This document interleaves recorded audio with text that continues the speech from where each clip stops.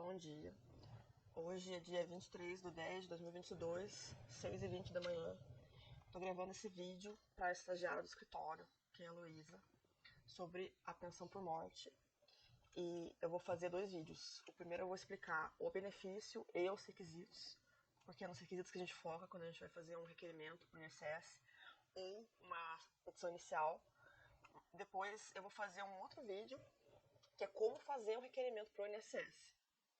E daí, com isso, eu espero elucidar um pouco, pelo menos, do que a gente tem que focar, né? Então, até eu tinha compilado aqui toda a principal normativa, a lei, a parte constitucional, a emenda constitucional, sobre a pensão por morte, e não é pouca coisa, né? Então, por isso que a gente tem que saber exatamente o que a gente vai focar no nosso requerimento. Então, a pensão por morte é um dos 2 benefícios que é devida ao dependente do segurado, não ao segurado, né, junto com o auxílio reclusão, e ela tem os seguintes requisitos, tá?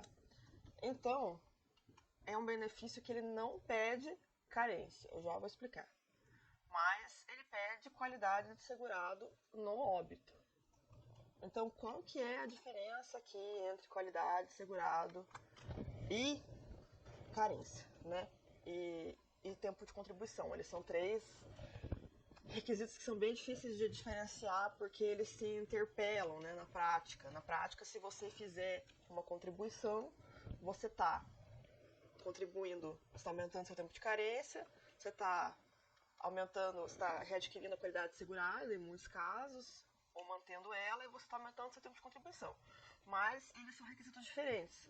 Para cada um dos benefícios, a gente pode precisar de um, de 2, dos 3 não tem nenhum que precisa, mas enfim, pode precisar de carência e qualidade de segurado, pode precisar só da carência, por exemplo, como eram as aposentadorias antigamente, né, que eles falavam expressamente de carência, ou pode pedir o tempo de contribuição. E daí, beleza, né? O que é cada um, finalmente? Deixa eu ver se meu... Ops. Deixa eu ver aqui se eu consigo, no auge aqui dos meus quase 30 anos, entender essa ferramenta. E... não consigo. Peraí. Deixa eu ver aqui o que eu tô fazendo de idiotice. Eu tô aqui no...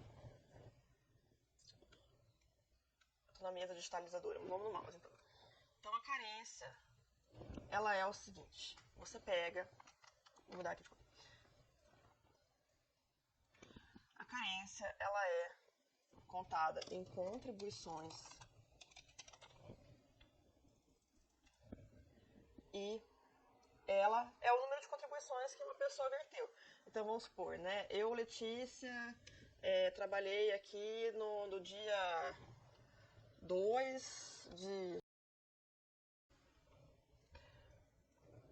Não sei porque minha mesa aqui não tá rolando.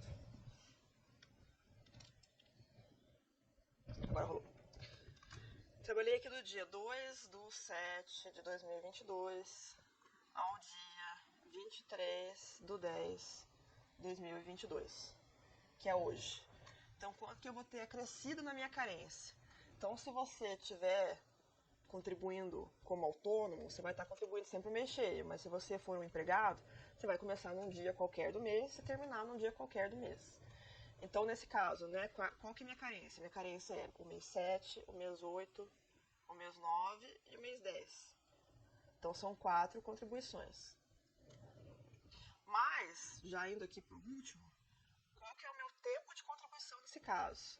Então, vamos calcular aqui até, né? Calcular a data, você inverte a data, bota a data de fim no começo e subtrai.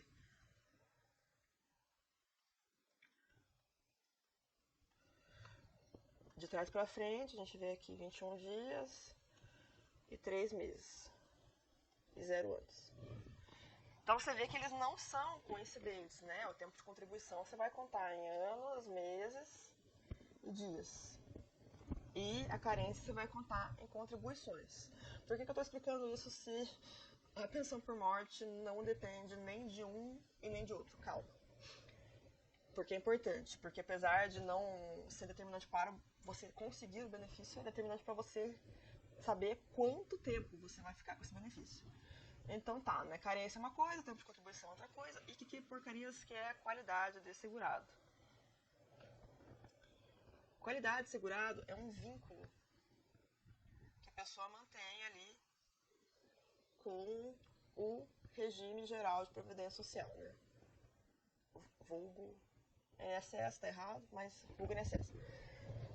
É o período no qual a pessoa está coberta pelo seguro do INSS. Ou seja, você pode perdê-lo se você ficar um determinado tempo X, que eu não vou explicar aqui, tem um cálculo lá, se não me engano é artigo 19 da Lei de Benefícios, se não me engano. Mas enfim, que é o que a gente chama de período de graça, que é o período que você pode ficar sem contribuir, e mesmo assim você vai estar segurado pelo INSS. Então, apesar de você não precisar de carência nem de tempo de contribuição, se você deixa decorrer esse período de graça sem nenhuma contribuição nele, você perde a qualidade de segurado. Então não importa se o Joãozinho teve 20 anos de contribuição, lá na década de 90, e daí ele nunca se aposentou, né? Ele contribuiu daqui até aqui, nunca se aposentou, e daí aqui, em 2022, ele vem a falecer, mas ele nunca mais fez nenhuma contribuição. A viúva ou os filhos, eles vão ficar descobertos, né? Por isso que uma coisa muito triste, mas muito certa, que muita gente faz, é que se vê que tá, né, que o negócio tá russo lá, que tá meio nas últimas, a pessoa vai lá e faz uma contribuição próxima ao óbito. E isso já é o bastante para que aquela pessoa segure os dependentes dela quando ela vier a falecer. Então, isso até, né, é uma coisa triste, assim, mas é muito certo, né? Até é uma orientação, né? Se tiver uma pessoa assim em fase terminal, é bom que ela faça uma última contribuição para deixar realmente ali a pensão por morte para os filhos e demais dependentes. Né? Ok, voltemos. Então, não precisa de carência, então não tem um número mínimo ali de contribuições que você vai precisar, mas, contudo, todavia, você precisa ter qualidade segurada. Como eu falei, não vou explicar aqui o cálculo. Ops. Mas você tem que ter uma contribuição ali próxima ao óbito, dependendo ali da tua categoria, né? Se você é empregado, se você é contribuinte individual, se você for contributivo ali, e o número de contribuições que você já teve, você vai precisar fazer ali uma contribuição em vida, né? Antes do óbito. Beleza. E daí, por fim, a condição de dependente. Então, a rigor, na verdade, são só esses dois requisitos, né?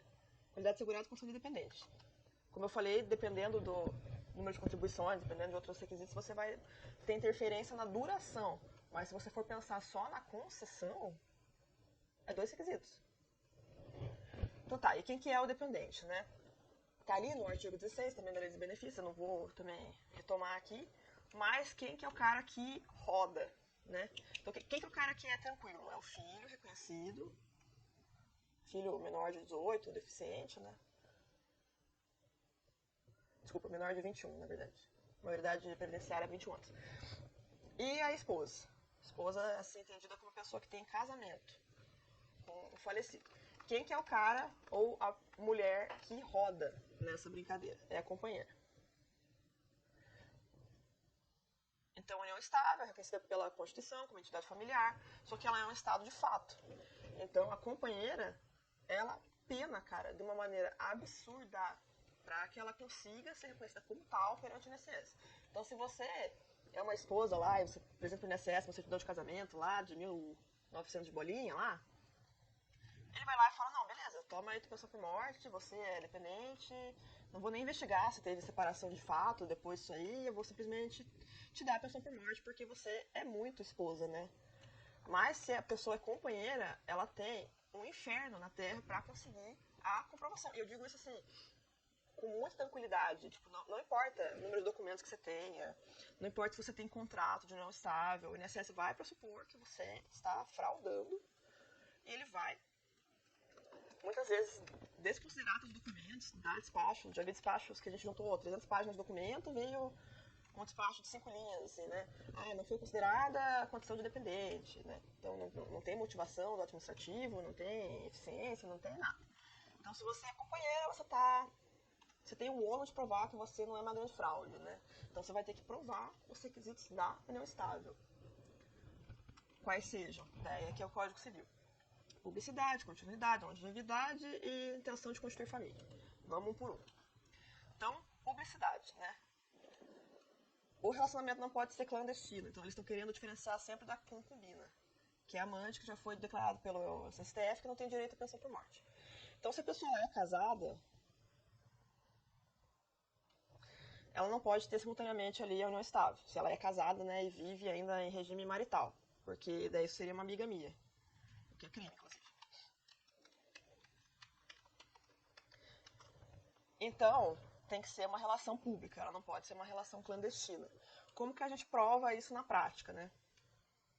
Então, toda vez que tem uma pensão por morte, eu vou no Facebook das pessoas, dos filhos em comum, e eu mostro, ó, eles se apresentavam como casal, se tiver fotos de eventos públicos que eles compareceram como casal, né? Até, enfim, morarem juntos, é prova inequívoca ali da publicidade, né? Porque você não tem como esconder que você mora com uma pessoa, normalmente. Normalmente.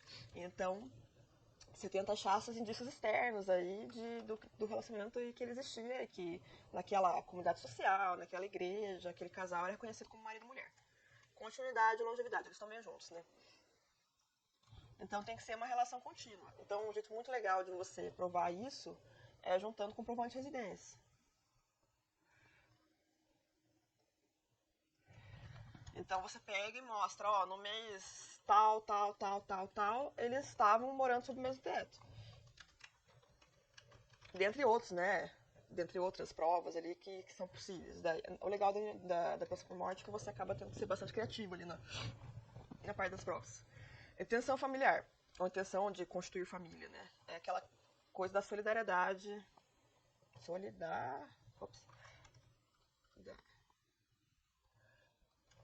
Da solidariedade familiar. Então não se pensa hoje mais necessariamente com a intenção de ter filhos, tá? Até porque normalmente quem se junta em união estável, normalmente não, né? Mas comumente quem se junta em união estável é o segundo casamento da pessoa, né? A pessoa já é um pouco mais velha. Então, mas se pensa mais na solidariedade. Então, suporte recíproco financeiro. Ah, eu pago tuas contas, você paga aqui as minhas. Suporte na saúde, na privação de saúde, né? Vou botar assim, suporte médico. Inventei esse termo agora. Então, nos últimos dias lá da pessoa, você vê lá os prontuários, ela estava acompanhada ali pelo companheiro, né? Pela companheira, isso já é um indício legal. E daí tem a questão da coabitação.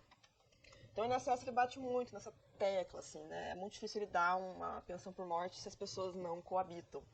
Só que pela STJ e pela lei do Código Civil mesmo ali, não é um requisito obrigatório. Mas o INSS gosta muito disso aqui. Então, por exemplo, eu tive um caso que a pessoa era um engenheiro, e daí na época do óbito ele estava lá no Mato Grosso, fazia uns meses. Ele estava fazendo uma obra e tal, e a viúva estava em Curitiba. E daí isso foi evidenciado em um momento ali na instrução, e daí o INSS não concedeu a pessoa por morte por conta disso. Então eles batem muito nessa tecla, né, da coabitação. Se você não coabita, você não tem união estável. Apesar, né, só que não. Pelo melhor direito aí, não é necessário. Então, mas a coabitação ela ajuda a provar o resto. Então é muito legal se tiver comprovante de residência comum. IPTU, Sanepar, Copel. Copel está no nome de um, mas a Sanepar está no nome do outro. No mesmo endereço, né, no mesmo domicílio. Você botar lá. E a certidão de óbito, a pessoa que declara, ela sempre põe ali também onde a pessoa residia, né? Então, a coabitação é muito legal. Então tá. Então, em tese, é só isso, né? Você tem que ter qualidade de segurado no óbito e o dependente tem que ser um dependente. Show. Em tese. Só que em 2015 veio uma leizinha e falou assim, a gente tá muito fácil festa da uva isso daí, né? Vamos instituir mais requisitos.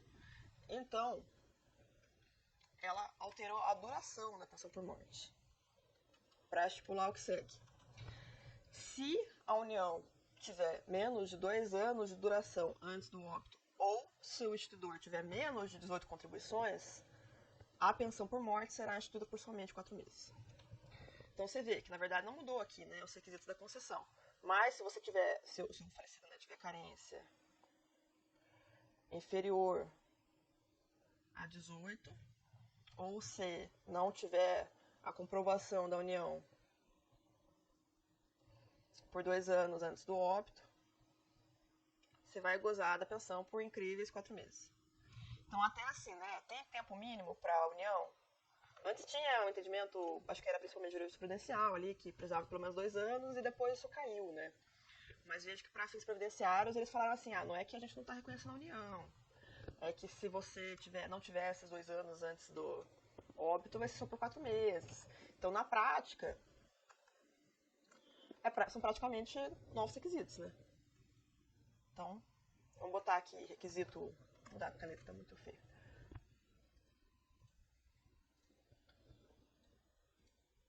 Ou não, né? Ou eu não vou conseguir. Então, vamos botar aqui requisito 1, requisito 2, requisito 3. Não consigo fora do PDF. Requisito 3, requisito 4. E, beleza, né? Daí você cumpriu tudo isso. Vou apagar aqui, muito feio. Ficou mais feio ainda.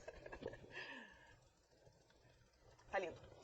Daí você cumpriu os requisitos, esses 4 requisitos, beleza. Só que daí ainda foi instituída uma duração conforme a idade da viúva ou da companheira, né? Viúva é o estado civil, você usa só para quem era casado.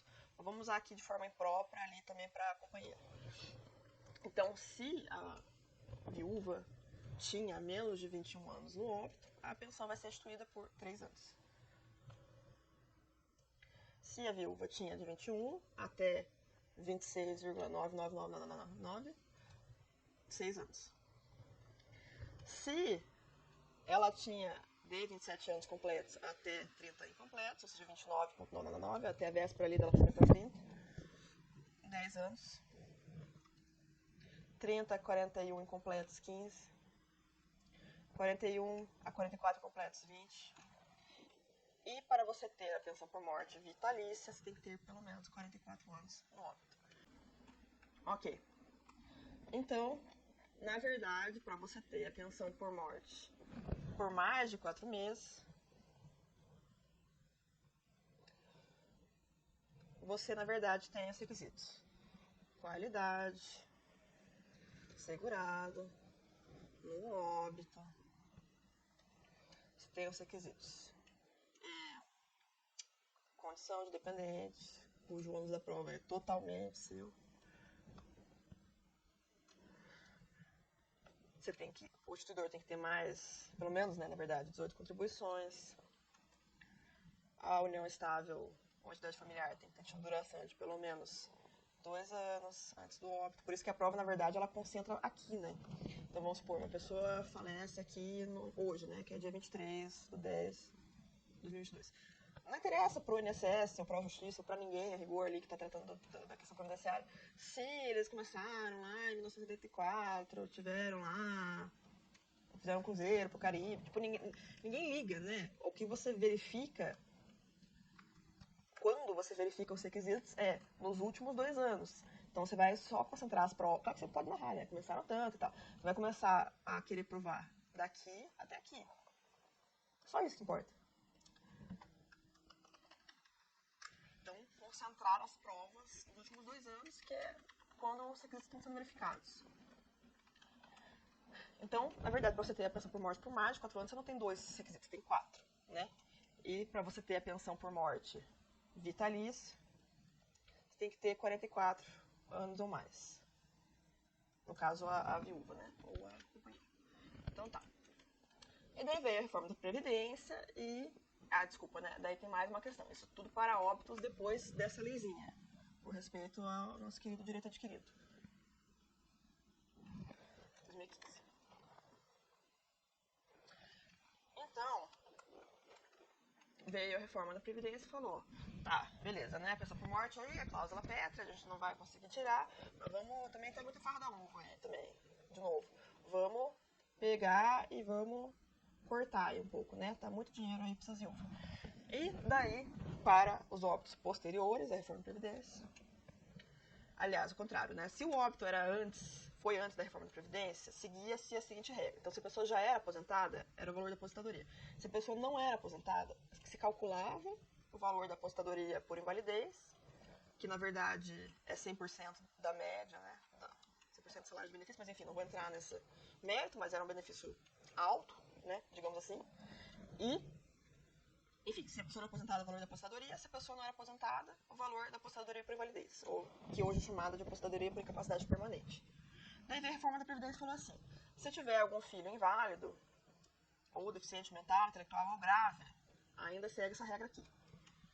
Se não tiver filho nessa situação, a gente vai ter uma base de 50% aí. E daí, para cada dependente, a gente adiciona 10%, já contando o primeiro. Então, na verdade, o mínimo que uma pessoa recebe ali de valor de pensão por morte é 60% ali do salário de benefício, né, do falecido. Que é o cálculo da média desde julho de 94. Mas isso não vem ao caso, mas enfim, 60% do salário. Ok, e daí se você tem, vamos supor, uma viúva e um filho, daí 70. Você tem uma viúva e mais 2 filhos, 80. Uma viúva e 3 filhos, 90. Uma viúva e 4 filhos, 100. Uma viúva e 5 filhos, 100. Não aumenta daí essa cota mais do que 100%. Isso tudo limitado, né? Limitado assim, tendo como piso o salário mínimo, como todos os benefícios do regime geral. Então, cortou muito. Cortou demais aí o valor da pensão por morte. Isso não tem o que fazer, né? Se é uma emenda constitucional, se não tiver filho inválido ali, você vai ter que aquecer ali com esse valor. Então é isso. Esses são os requisitos. Essas são as provas, né, que a gente tem que focar. Porque, como eu falei, 90% das vezes que vier caso de pensão por morte, 90 não, eu vou botar assim, 80% vai ser companheira, que não conseguiu por falta de qualidade dependente, de condição de dependente, e os outros 20% vai ser o filho inválido, que não foi reconhecido como inválido. Também nem vou entrar nessa seara aí, que o INSS fala que a invalidez tem que ser anterior ao óbito, enfim. Outras questões aí jurídicas. Mas, a maioria das vezes vai ser a companheira.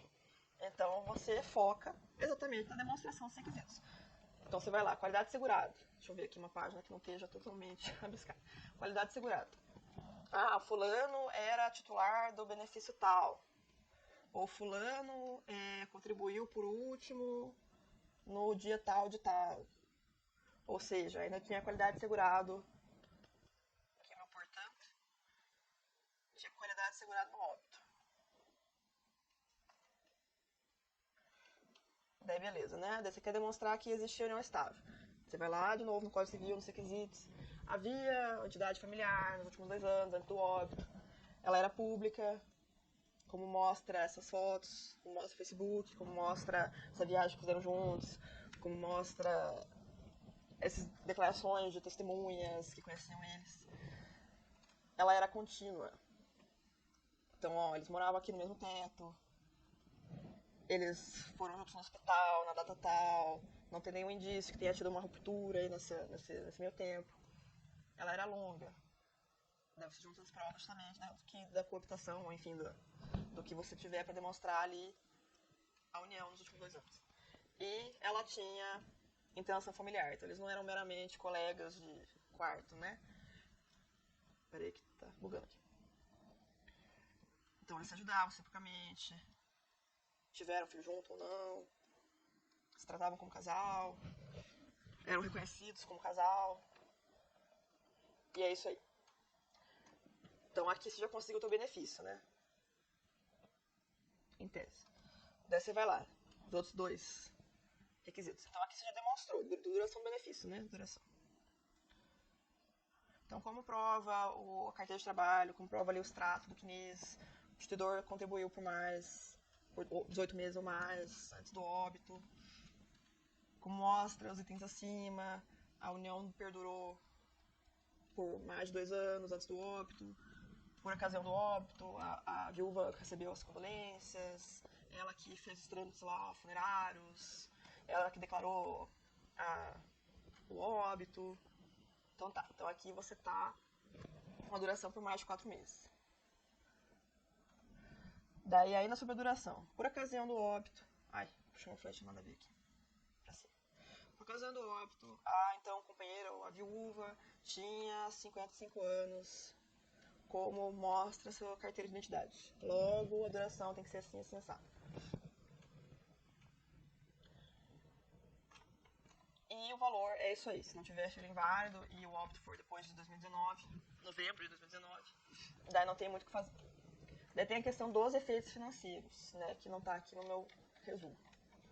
Então, para a viúva ou dependente, ou companheira, desculpa, se você pede, vou botar aqui, né, data de entrada no requerimento. Se você pede até 90 dias do óbito, o benefício é pago, ou seja, data de início do pagamento, no óbito. Então você ganha esses até 3 meses. Muita gente demora, mas muita gente não demora. Mas se você demorar mais que 90 dias, você perde essa retroação de efeitos. Então é muito importante sempre verificar quando que foi o óbito.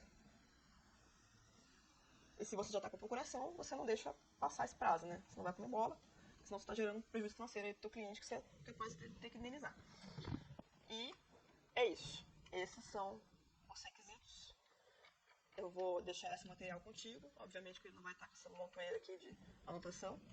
E depois, outra oportunidade, eu vou gravar aqui como que a gente vai fazer o requerimento do zero. Tá bom? Abraço.